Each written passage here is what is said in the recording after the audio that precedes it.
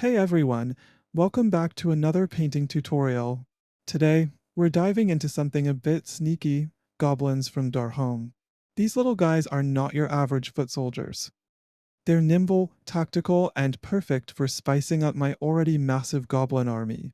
Now, when I say massive, I mean massive. I've got about 600 goblins already painted, but most of them are your standard troops in heavy armor. They're great at charging headlong into battle, but sometimes you need finesse. These goblins are just the thing for holding small strategic positions or harassing enemies from a distance. Medbury Miniatures has designed their models with metal casting in mind, which means many of their figures are monoblock, crafted as a single piece. This makes them incredibly practical to assemble, especially since they include pre-drilled holes for weapons like spears or javelins.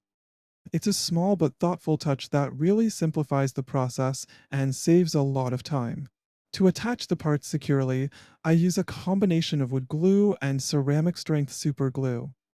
The wood glue provides a bit of working time to adjust the placement, while the ceramic glue creates an exceptionally strong bond once it sets.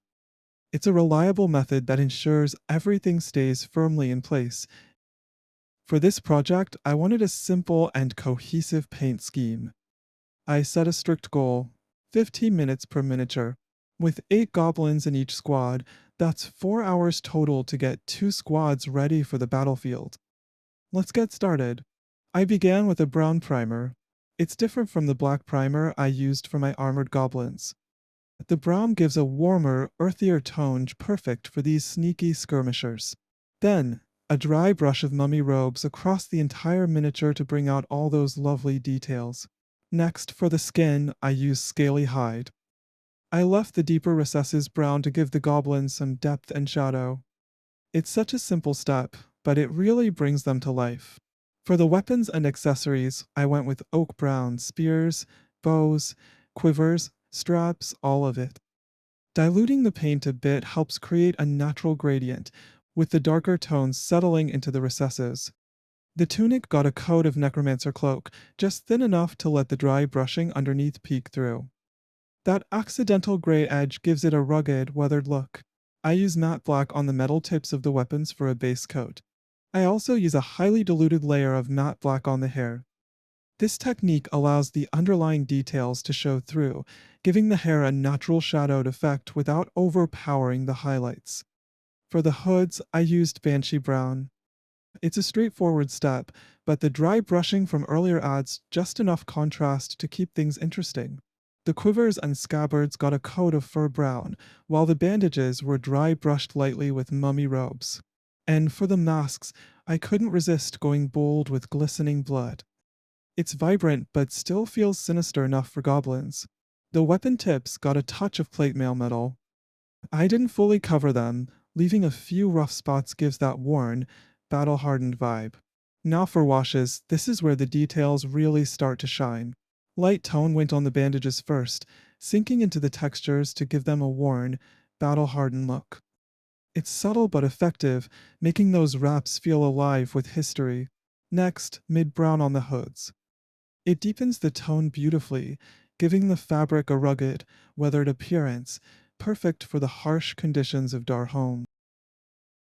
Then, dark tone over the tunic and masks. This adds a shadowy depth, making the goblins feel sinister and just a little unsettling, exactly what you want for a sneaky unit. Finally, green tone for the skin. It's the classic goblin touch, adding that glowing, sickly green hue that brings the models to life. For the base, I dry brushed for brown. Then, to finish, I used a black marker for the base edges. It makes everything look so polished. These goblins were sculpted by Medbury Miniatures. You can grab the STL files on their MyMiniFactory page, or pick up the physical models from Proxywars. I can't wait to field these goblins in battle. My son absolutely loves playing goblin armies, and I know he's going to have a blast with these new tactical options. If you enjoyed this tutorial, let me know in the comments which goblin unit is your favorite to play. I'm currently running a frontier campaign on MyMiniFactory featuring dwarf mine scenery, and let me tell you, these goblins fit perfectly with the theme. The crumbling pillars and detailed props are practically made to set the stage for a goblin ambush or a fierce underground skirmish.